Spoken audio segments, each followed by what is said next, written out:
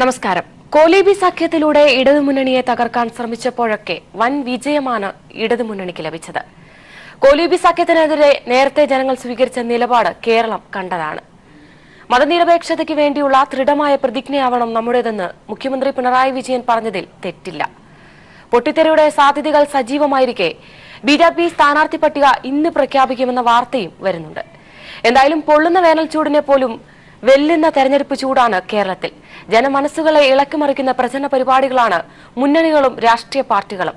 തെരഞ്ഞെടുപ്പിന് മുന്നോടിയായുള്ള പ്രചരണവും സ്ഥാനാർത്ഥി പര്യടനവുമെല്ലാം തകൃതിയായി മുന്നേറുമ്പോൾ പീപ്പിൾ ടിവിയുടെ പ്രത്യേക പരിപാടി തെരഞ്ഞെടുപ്പ് കാഴ്ചയിലേക്ക് എല്ലാ പ്രേക്ഷകർക്കും സ്വാഗതം. ആദ്യം കാണാം ജനശബ്ദം.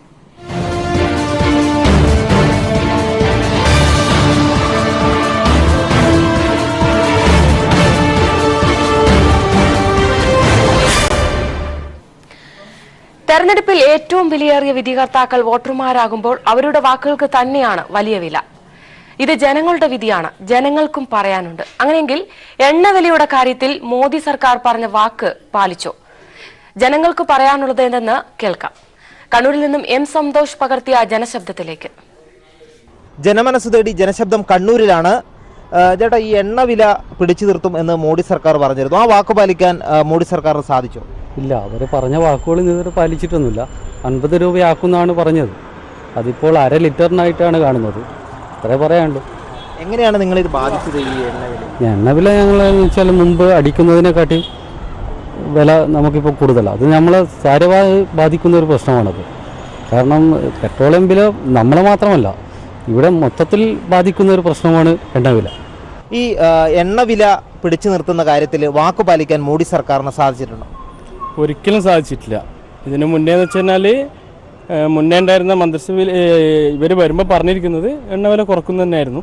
പക്ഷെ അത് കൂട്ടാന്നല്ലാതെ ഇപ്പം ഇനി കുറയാൻ സാധ്യതയുണ്ട്. ഇലക്ഷൻ വരുന്നതുകൊണ്ട് കുറച്ചൊരു 10 ദിവസം ഒരു 15 ദിവസം ഒരു മാസവും അവരൊന്ന് കുറച്ചങ്ങനെ നിർത്തും.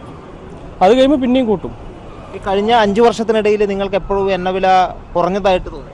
കുറഞ്ഞതായിട്ട് ഒരിക്കലും തോന്നിയിട്ടില്ല. കുറഞ്ഞതായിട്ട് ഇപ്പം തോന്നിയത് ഇതിന് മുന്നേ വന്ന ഒരു ഇലക്ഷൻ്റെ ടൈമിന് ഒരു മാസം ഒരു മാസം ഒരേ റേറ്റിൽ നിന്നിരുന്നു. ഇനിയിപ്പോൾ ഈ ഒരു ഇലക്ഷൻ കഴിയുന്നവരെ അങ്ങനെ നിൽക്കും. അത് കഴിയുമ്പോൾ ഒരു 100-ലേക്ക് എത്തും എന്തായാലും. ചേട്ടാ, ഈ പെട്രോൾ ഡീസൽ വില വർധനയുടെ കാര്യത്തിൽ ആ വാക്ക് പാലിക്കാൻ മോഡി സർക്കാരിന് സാധിച്ചിട്ടുണ്ടോ? മോദി സർക്കാരിന് അങ്ങനത്തൊന്നും സാധിച്ചിട്ടില്ല എന്നാണ് എൻ്റെ അറിവിൽ. പിന്നെ എന്ന് പറഞ്ഞാൽ പെട്രോളിന് 10 റുപ്യ 5 റുപ്യ കുറച്ചിട്ടുണ്ടെങ്കിൽ അടുത്ത മാസം വീണ്ടും 10 റുപ്യയിലേക്ക് അത് ഉയർന്നു കയറും. ഇതാണിപ്പോൾ പെട്രോളിൻ്റെ അവസ്ഥ. പെട്രോൾ സാധാരണ നമ്മൾ അടിക്കാൻ പെട്രോൾ പമ്പിൽ കയറിക്കഴിഞ്ഞാൽ സാധാരണ ഒരു 1 ലിറ്റർ 2 ലിറ്റർ എന്നല്ലാന്ന് പറയില്ലേ. ഇപ്പോൾ 100 റുപ്യക്ക് 200 റുപ്യക്ക് അതിൻ്റെ എണ്ണ ഒന്നും അറിയില്ല. അവർക്ക് തന്നെ അതിൻ്റെ ഇതൊന്നും മര്യാദയ്ക്ക് അറിയുന്നില്ല കൊടുക്കുന്ന വീട്ടിലേക്ക്. അങ്ങനത്തെ ഒരു അവസ്ഥയിലാണ് ഉള്ളത്. എന്ന് വെച്ചാൽ ദിവസവും മറിഞ്ഞുകൊണ്ടേയിരിക്കുക. എണ്ണവിലയുടെ കാര്യത്തിൽ മോദി സർക്കാർ പറഞ്ഞ വാക്ക് പാലിച്ചോ എന്ന കാര്യത്തിൽ മലപ്പുറത്ത് നിന്നും ജനങ്ങൾക്ക് പറയാനുണ്ട്.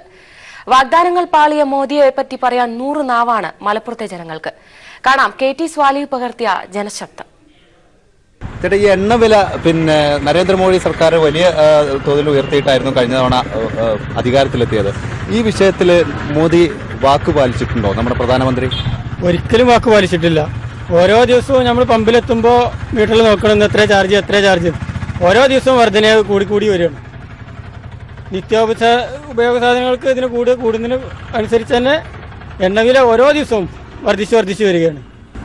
ഈ സാധാരണ ഓട്ടോ ഡ്രൈവർമാരെയൊക്കെ ഇത് വലിയ തോതിൽ ബാധിക്കുന്നുണ്ടാവുമല്ലോ. ഈ അടവുള്ള ഓട്ടോകൾ ഉണ്ടാവും. എങ്ങനെയാണ് ഇതൊക്കെ? ശരിക്കും വലിയൊരു ബാധ്യത തന്നെയാണിത്. കാരണം ഇപ്പോൾ ഈ സാമ്പത്തിക മാന്ദ്യത്തിൻ്റെ അനുസരിച്ച് ഓട്ടം വളരെ കുറവും എണ്ണയ്ക്ക് വളരെ കൂടുതലും ആയതുകൊണ്ട് ശരിക്കും ബാധിക്കുന്നുണ്ട് ഓട്ടോ ഡ്രൈവർമാർക്ക്. ഓരോ ദിവസവും വരുമാനത്തിൽ കുറവ് തന്നെയാണ്.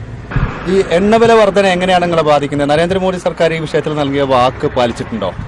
അതായത് ദിനം പ്രതി എണ്ണവില ഭയങ്കരമായ അതിൻ്റെ ഉന്നതമായ ഉയർച്ചയിലേക്ക് ഇങ്ങനെ ഉയർന്നുകൊണ്ടിരിക്കുകയാണ്. പാവങ്ങളെ തീരെ സംരക്ഷിക്കുമെന്ന് അവകാശപ്പെട്ട് അധികാരത്തിൽ വന്ന നരേന്ദ്രമോദി ജനവിരുദ്ധ നയങ്ങളിലൂടെ വീണ്ടും ശക്തമായ ദുരിതം സമ്മാനിച്ചുകൊണ്ടിരിക്കുകയാണ്. ഈ എണ്ണവില അടിക്കടി വരുന്നതിലൂടെ ഓട്ടോ പാവപ്പെട്ട ഓട്ടോ തൊഴിലാളികൾക്കും മറ്റും ശക്തമായ പ്രതിസന്ധിയാണ് വന്നിരിക്കുന്നത്. ഇതിൽ സർക്കാർ എന്താണ് ചെയ്യേണ്ടത്? എന്താണ് നിങ്ങൾ പ്രതീക്ഷിക്കുന്നത്? പ്രതീക്ഷിക്കുന്നത് പറഞ്ഞാൽ ജനങ്ങൾക്ക് ഉപകാരം ചെയ്യാൻ വേണ്ടിയിട്ടാണ് ജനാധിപത്യത്തിലൂടെ സർക്കാരിനെ നമ്മൾ അധികാരത്തിലേറ്റുന്നത്. അപ്പോൾ ജനങ്ങൾക്ക് അവരുടെ ആവശ്യങ്ങൾ പിന്നെ അംഗീകരിക്കുന്ന അല്ലെങ്കിൽ അവരുടെ ദൈനംദിന ജീവിതത്തിന് പിന്നെ തണലാകുന്ന അവസ്ഥ പിന്നെ സംജാതമാക്കാനുള്ള നടപടികൾ ഗവൺമെൻറ് എടുക്കണം എന്നുള്ളതാണ് നമ്മൾ. ഈ എണ്ണവില വർദ്ധിച്ചത് ഈ തെരഞ്ഞെടുപ്പിലൊരു ഘടകമാവോ? നല്ല ശക്തമായ ഒരു പ്രതിഷേധം നരേന്ദ്രമോദി സർക്കാരിനെതിരെ ഉയർന്നു വരും, അതിൽ യാതൊരു സംശയമില്ല. എണ്ണവിലയിൽ പൊള്ളി നിൽക്കുകയാണ് കൊച്ചി. വാക്കുപാലിക്കാത്ത മോദിയുടെ വാഗ്ദാനങ്ങളെപ്പറ്റി കൊച്ചിക്കാർക്കും പറയാനുണ്ട്. സാലിം മുഹമ്മദ് പകർത്തിയ ജനശബ്ദത്തിലേക്ക്. ഇന്ധനവില നിർണ്ണയിക്കാനുള്ള അവകാശം സ്വകാര്യ കമ്പനികൾക്ക് കൊടുത്തതുകൊണ്ട് ഓരോ ദിവസവും ഇന്ധനയുടെ വില വർദ്ധിപ്പിക്കുന്ന ഒരവസ്ഥയുണ്ടായിട്ടില്ല. അതുകൊണ്ട് ജനങ്ങളുടെ ജീവിതം അതിദുസ്സഹമായ സ്ഥിതിയിലേക്കാണ് കാര്യങ്ങൾ പോകുന്നത്. ഈ ഇന്ധന വില വർദ്ധനവിന്റെ ഭാഗമായി നിത്യോപയോഗ സാധനങ്ങളുടെ വില വാണം പോലെ കുതിച്ചുയരുന്ന ഒരു സ്ഥിതിയാണ് നമ്മുടെ രാജ്യത്തുള്ളത്. അപ്പോൾ ഒരു വാക്കും പാലിച്ചിട്ടില്ല. മോഡിയെ വിശ്വസിക്കാൻ പറ്റുന്ന ഒരു സാഹചര്യമില്ല സാധാരണ ജനങ്ങൾക്ക് ഇന്നുള്ളത്. ഒരിക്കലും അത് സാധിച്ചിട്ടില്ല. ഇന്ധനവില കൂടിക്കൊണ്ടിരിക്കുകയാണ് ഓരോ ദിവസവും. ചിലപ്പോഴും കുറച്ച് കുറയും, ഒരു രൂപയോ 1.5 രൂപയൊക്കെ കുറയും. അതനുസരിച്ചിട്ട് പിറ്റേ ദിവസം 3 രൂപ കൂടുന്നു. ഇങ്ങനെയാണ് ഇന്ധനവിലയെ പറ്റിയുള്ളത്. സർക്കാരിനോട് പൊതുവെ ആളുകൾക്ക്, മോഡി സർക്കാരിനോട് ആളുകൾക്ക് വിദ്വേഷമുണ്ട്. കച്ചവടത്തിനെ ബാധിച്ചിട്ടുണ്ടല്ലോ. തീർച്ചയായിട്ടും നമ്മൾ സാധനങ്ങൾ മേടിക്കുമ്പോൾ വില വർധന വരുന്നുണ്ട്. ഇവിടെ നമ്മൾ സാധനങ്ങൾ ഇറക്കുമ്പോൾ വണ്ടിയിലാണല്ലോ വേണ്ട, അപ്പോൾ അതിൻ്റെ മാറ്റങ്ങളുണ്ട്. കച്ചവടത്തിന് ബാധിച്ചിട്ടുണ്ട്. കച്ചവടം പോലെ കുറവുണ്ട്. പിന്നെ നോട്ട് നിരോധനം പോലെയുള്ള പ്രശ്നങ്ങളുണ്ട്. കൂടുതൽ കുറയണില്ല. എല്ലാ സാധനവും കൂടിയാണല്ലാണ്. ഏതിനാ കുറയാണ്? എല്ലാ സാധനങ്ങൾക്കും കാശിന്, എല്ലാ സാധനങ്ങളും പെട്രോളിന് വില, ഡീസലിന് വില കൂടിയ എല്ലാ സാധനങ്ങൾക്കും വില കൂടും. RSSന്റെ വോട്ട് വേണോ എന്ന ചോദ്യത്തിന് ഉത്തരം മുട്ടി ഉമ്മൻചാണ്ടി. വരുന്ന ലോക്സഭാ തെരഞ്ഞെടുപ്പിൽ RSSന്റെ വോട്ട് വേണോ എന്ന് വീണ്ടും ചോദ്യം ആവർത്തിച്ചപ്പോൾ വീണ്ടും ഒഴിഞ്ഞു മാറി. കോൺഗ്രസ് മതേതര പാർട്ടിയാണെന്ന ഉമ്മൻചാണ്ടിയുടെ മറുപടി. KPCC ആസ്ഥാനത്ത് വിളിച്ച വാർത്താ സമ്മേളനത്തിലാണ് വർഗീയ വോട്ടുകളെപ്പറ്റി ഉമ്മൻചാണ്ടി നിലപാട് വ്യക്തമാക്കിയത്. ആ നേതാവിന്റെ വാക്കുകളിലേക്ക്. ഞങ്ങൾക്ക് കേരളത്തിൽ എവിടെയും RSSന്റെ വോട്ട് വേണ്ട. എന്താണ് അങ്ങനെ സ്പെസിഫൈ ചെയ്ത് പറയാത്തത്? ഞാൻ പറഞ്ഞല്ലോ, മതേതരത്വത്തിൽ വിശ്വസിക്കുന്ന, അവർ മതേതരത്വത്തിൽ വിശ്വസിക്കുന്നവരാണ് അവര്. ഓരോരുത്തരുടെ ഭാഷയും സമീപനവും ഒക്കെ വ്യത്യസ്തമായിരിക്കും. ഞാൻ പറയുമ്പോൾ കുറച്ചുകൂടി സോഫ്റ്റ് ആയിട്ട് പറയും. വോട്ട് വേണ്ടെന്ന് പറയും. അതല്ലേ പറഞ്ഞത്, മതേതരത്വമാണ് കോൺഗ്രസിന്റെ ചിഹ്നം. BJPക്കെതിരെ മതേതര മുന്നണികളുടെ സഖ്യം പോയിട്ട് MP എന്ന നിലയിൽ കിട്ടിയ വോട്ടവകാശം പോലും ഉപയോഗിക്കാതിരുന്ന ആളാണ് PK കുഞ്ഞാലിക്കുട്ടിയെന്ന് SDPI സംസ്ഥാന അധ്യക്ഷൻ മജീദ് ഫൈസി. SDPI ലീഗുമായി ചർച്ചയ്ക്ക് പോയില്ല.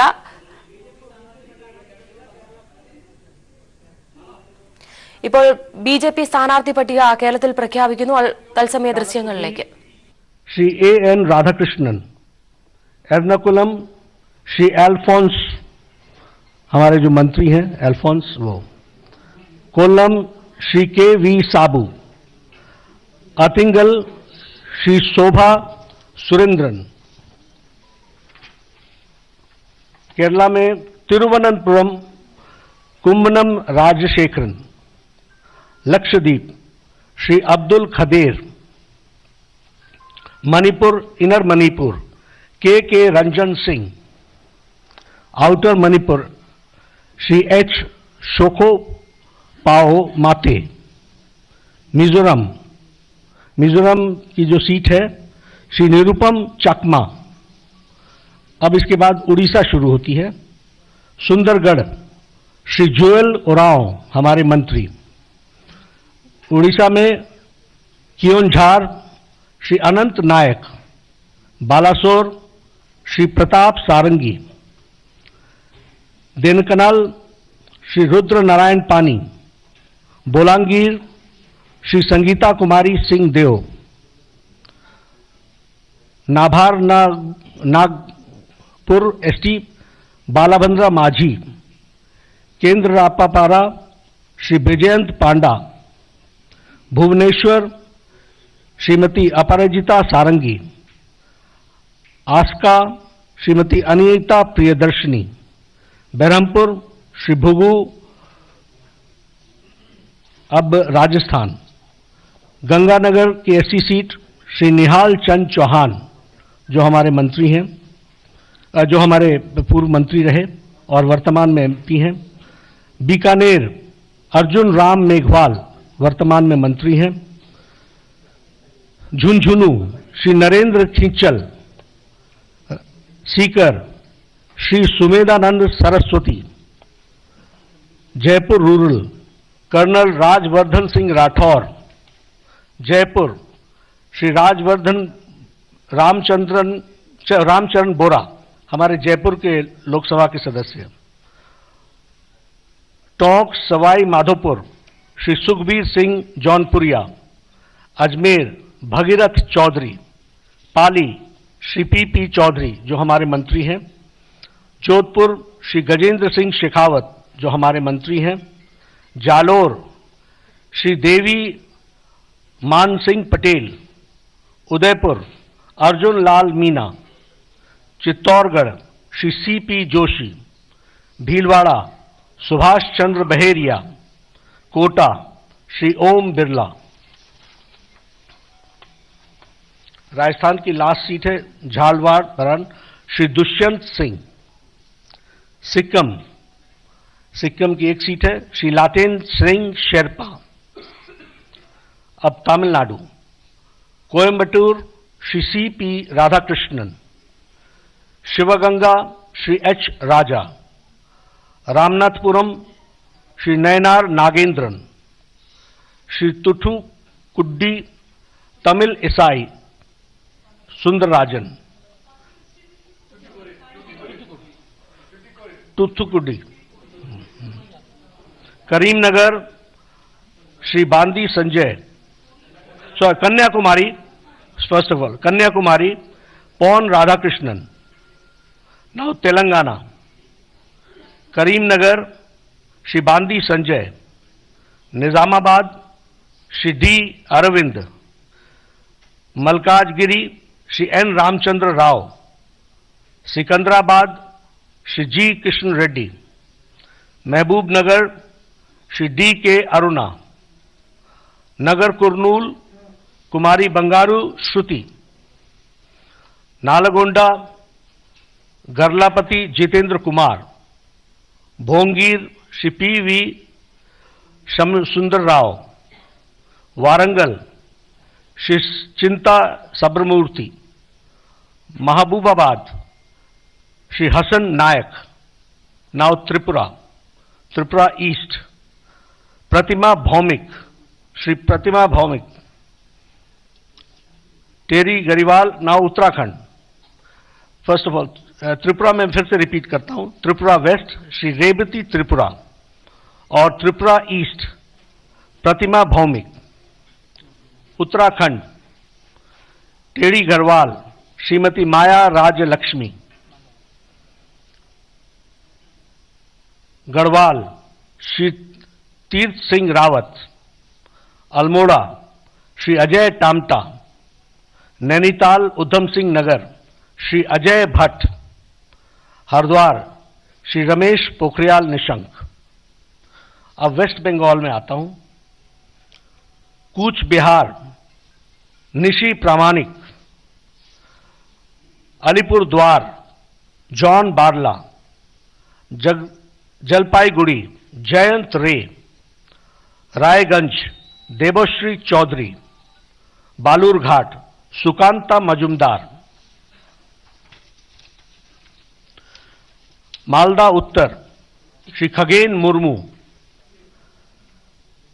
मालदा दक्षिण श्री रूपा मित्र चौधरी, कृष्णनगर श्री कल्याण चौबे, बैरकपुर श्री अर्जुन सिंह, डमडम। ലോക്സഭാ തെരഞ്ഞെടുപ്പിലെ ബിജെപിയുടെ ആദ്യ സ്ഥാനാർത്ഥി പട്ടിക പ്രഖ്യാപിച്ചിരിക്കുകയാണ്. കൊല്ലത്ത് KV സാബു, എറണാകുളം അൽഫോൺസ് കണ്ണന്താനം, ആറ്റിങ്ങൽ ശോഭാ സുരേന്ദ്രൻ. ഇതുവരെയും പത്തനംതിട്ടയിലെ സ്ഥാനാർത്ഥി നിർണയത്തിൽ തീരുമാനമായിട്ടില്ല. കേന്ദ്ര തെരഞ്ഞെടുപ്പ് ചുമതലയുള്ള JB നദ്ദയാണ് ആദ്യ സ്ഥാനാർത്ഥി പട്ടിക പ്രഖ്യാപിച്ചത്. തെരഞ്ഞെടുപ്പിൽ വാക്പോരും വാദപ്രതിവാദങ്ങളും എല്ലാം അവിഭാജ്യ ഘടകങ്ങളിൽ ഒന്നാണ്. സാഹചര്യം എന്തായാലും വിജയത്തിൽ കുറിച്ചൊന്നും സ്ഥാനാർത്ഥികൾക്ക് പ്രതീക്ഷിക്കാൻ സാധിക്കില്ല. കാണാം പോരാട്ട വീരം നിറഞ്ഞ സ്ഥാനാർത്ഥികളുടെ വാക്കുകൾ. കോലീബി സഖ്യമുണ്ടാക്കി കോൺഗ്രസും ലീഗും BJPയും ഒത്തുചേർന്നുകൊണ്ട് ഇടതുപക്ഷത്തെ തോൽപ്പിക്കാൻ ശ്രമിച്ചു. പക്ഷേ വോട്ടിൻ്റെ കണക്ക് കൂട്ടിക്കഴിഞ്ഞാൽ ഇടതുപക്ഷം അന്ന് തോൽക്കണം. പക്ഷേ ഇടതുപക്ഷ ജനാധിപത്യ മുന്നണി വമ്പിച്ച വിജയത്തോടുകൂടി ഈ കോലീബി എന്ന അവിശുദ്ധ സഖ്യത്തെ തോൽപ്പിച്ചതാണ് ചരിത്രം. ഇലക്ഷൻ പ്രവർത്തനത്തിൻ്റെ ഒരു അവസാന ഘട്ടം, നമ്മൾ കലാശക്കൊട്ട് എന്നൊക്കെ പറയുന്നത്, ആ ഘട്ടങ്ങളിലൊക്കെ ഉയർന്നു വരുന്ന തരത്തിൽ ആരവവും ആവേശപ്രകടനവും ഗ്രാമങ്ങളിൽ ഇപ്പോൾ തന്നെയുണ്ട്. ആ നിലയിൽ പിന്നെ ഇപ്പോൾ പല സ്ഥലത്തും ഇപ്പോൾ ഇവിടെ ഇപ്പോൾ കുടുംബയോഗങ്ങൾ പോലെ ചേരുന്നു, മറ്റേടത്ത് വേറെ രീതിയിലുള്ള മീറ്റിങ്ങുകൾ ചേരുന്നു. പലയിടത്തും വ്യത്യസ്തമായിട്ടാണ് ചെയ്യുന്നതെങ്കിലും ഈ ആരവം ഉയർന്നു വന്നിട്ടുണ്ട് കഴിഞ്ഞ ദിവസങ്ങളിൽ. ഈ തെരഞ്ഞെടുപ്പിലേക്ക് മത്സരിക്കാനെത്തുമ്പോൾ ഇത് തുടർന്നു പോകേണ്ടതുണ്ട് എന്നതാണ് ഏറ്റവും പ്രധാനപ്പെട്ടത്. അത് ഈ തെരഞ്ഞെടുപ്പിൽ ആ തുടർച്ച ഉറപ്പുവരുത്തുക എന്നുള്ളതാണ്. വിഷയങ്ങൾ ശാശ്വതമായി പരിഹരിക്കുന്നതിനും വികസന പദ്ധതികൾ പൂർത്തീകരിക്കുന്നതിനുള്ള ഒരു തുടർച്ച എന്ന നിലയിൽ നടത്തിയിട്ടുള്ള മികവാർന്ന പ്രവർത്തനത്തിന്റെ പിൻബലത്തിലാണ് സ്ഥാനാർത്ഥി എന്ന നിലയിൽ ഞാനും ഇടതുപക്ഷ ജനാധിപത്യ മുന്നണി. വളരെ മികച്ച പ്രതികരണമാണ്. അപ്പോൾ നിങ്ങൾ തന്നെ കണ്ടില്ലേ, വളരെ ആവേശപൂർവ്വമാണ്. അവരിലൊരാൾ എന്നുള്ളതല്ല, അവർ തന്നെയാണ്, ഞാൻ തന്നെയാണ് അവർ തന്നെയാണ് ഞാൻ എന്നുള്ള നിലയിലാണ് അവർ പിന്തുണച്ചുകൊണ്ടിരിക്കുന്നത്. ആ പിന്തുണ തന്നെയാണ് തീർച്ചയായും കരുത്ത് എന്ന് പറയുന്നത്. രാജ്യം തെരഞ്ഞെടുപ്പിനായി തയ്യാറെടുത്തു കഴിഞ്ഞ ഈ ഘട്ടത്തിൽ 18 തികഞ്ഞവർക്ക് അറിയാൻ ഒത്തിരി കാര്യങ്ങളുണ്ട്. 90 കോടി വോട്ടർമാരിൽ 18 തികഞ്ഞ കന്നി വോട്ടർമാരുടെ എണ്ണം 1.59 കോടിയാണ്. ജനാധിപത്യ രാഷ്ട്രം പരിപാലിക്കുന്നത് രാഷ്ട്രത്തിലെ പൗരന്മാരുടെ ശക്തിയിലൂടെയാണ്. 18 വയസ്സ് തികഞ്ഞ രാജ്യത്തിലെ എല്ലാ പൗരന്മാർക്കും ഭരണഘടന ഉറപ്പു നൽകുന്ന അവകാശമാണ് വോട്ടവകാശം. രാജ്യത്ത് 90 കോടി വോട്ടർമാർ ഇത്തവണ ജനാധിപത്യ അവകാശം വിനിയോഗിക്കും. അതിൽ 18 തികഞ്ഞ കന്നി വോട്ടർമാരുടെ എണ്ണം 1.59 കോടിയാണ്. ആകെ 1.7% കന്നി വോട്ടർമാർ. കന്നി വോട്ടർമാർ അറിയാനുള്ള ചില പ്രധാനപ്പെട്ട കാര്യങ്ങളുണ്ട്. ആദ്യപടി വോട്ടറായി പേര് ചേർക്കണമെന്നതാണ്. വർഷത്തിന്റെ ആദ്യ മാസത്തിൽ 18 തികഞ്ഞയാളാണെങ്കിൽ പട്ടികയിൽ പേരു ചേർക്കാം. സ്ഥിരതാമസമുള്ള മണ്ഡലത്തിലാണ് വോട്ട് ചെയ്യേണ്ടത്. താമസം മാറുകയാണെങ്കിൽ കമ്മീഷനെ അറിയിക്കണം. പുതുതായി വോട്ട് ചേർക്കുന്നതിലും ശ്രദ്ധിക്കേണ്ട ചില കാര്യങ്ങളുണ്ട്. ഇലക്ടർ രജിസ്ട്രാർ ഓഫീസർ മുമ്പാകെ ഫോം 6 പേര് ചേർക്കേണ്ടത്. അല്ലെങ്കിൽ ഫോം പൂരിപ്പിച്ച് പോസ്റ്റൽ വഴിയോ നേരിട്ടോ പേര് ചേർക്കാം. ജീവിതത്തിലെ പ്രധാനപ്പെട്ട കാലഘട്ടമാണ് 18 വയസ്സ്. 18 വയസ്സ് തികഞ്ഞോടെ നിങ്ങൾ രാജ്യത്തിന്റെ പൗരനായി മാറുകയാണ്. News desk. തെരഞ്ഞെടുപ്പുകളിലെ ചരിത്രങ്ങൾ ഏറെയാണ്. ജനാധിപത്യ ഭരണ സംവിധാനം സ്വീകരിച്ചുകൊണ്ട് ഇന്ത്യ മുന്നോട്ടു പോയി ഇന്നും ലോകത്തിലെ ഏറ്റവും വലിയ ജനാധിപത്യ രാജ്യമായി നിലനിൽക്കുന്നു. ചില വോട്ട് ചരിത്ര ഓർമ്മപ്പെടുത്തലിലേക്ക്. ബ്രിട്ടീഷ് കോളനിയിൽ വാഴ്ചയിൽ നിന്നും 1947 സ്വതന്ത്രമായ ശേഷം ജനാധിപത്യ ഭരണ സംവിധാനം സ്വീകരിച്ചുകൊണ്ട് ഇന്ത്യ മുന്നോട്ടുപോയി. ഭൂരിഭാഗവും നിരക്ഷരായ രാജ്യവും, നൂറുകണക്കിന് ഭാഷകൾ, ആയിരക്കണക്കിന് ഗോത്രങ്ങൾ, വിഭിന്നമായ സംസ്കാരങ്ങൾ. പ്രായപൂർത്തിയായ എല്ലാവർക്കും വോട്ടവകാശം എന്ന ലക്ഷ്യവുമായി ഇന്ത്യ നടപടികൾ ആരംഭിക്കുമ്പോൾ വെല്ലുവിളികൾ ഏറെ. ഇന്ത്യയിൽ പൊതുതെരഞ്ഞെടുപ്പ് സമ്പ്രദായം ഒരിക്കലും വിജയിക്കാൻ പോകുന്നില്ലെന്ന് ചില പാശ്ചാത്യ മാധ്യമങ്ങൾ വിധിയെഴുതി. എല്ലാ സംശയങ്ങളെയും തെറ്റിദ്ധാരണകളെയും മറികടന്ന് ഇന്ത്യയിൽ പൊതുതെരഞ്ഞെടുപ്പിലൂടെ പാർലമെന്ററി ജനാധിപത്യ സംവിധാനം നിലവിൽ വന്നു. അങ്ങനെ ലോകത്തിലെ തന്നെ ഏറ്റവും വലിയ ജനാധിപത്യ രാജ്യമായി ഇന്ത്യ ഇന്നും നിലകൊള്ളുന്നു. News desk, people TV. തെരഞ്ഞെടുപ്പ് പ്രചരണത്തിനിടെ സ്ഥാനാർത്ഥികൾ തമ്മിൽ കണ്ടുമുട്ടിയത് ജനങ്ങളെ ഏറെ കൗതുകമുണർത്തി. കാസർഗോഡ് സ്ഥാനാർത്ഥികളായ രാജ്മോഹൻ ഉണ്ണിത്താനും KP സതീഷ് ചന്ദ്രനുമാണ് പ്രചരണത്തിനിടെ കണ്ടുമുട്ടിയത്.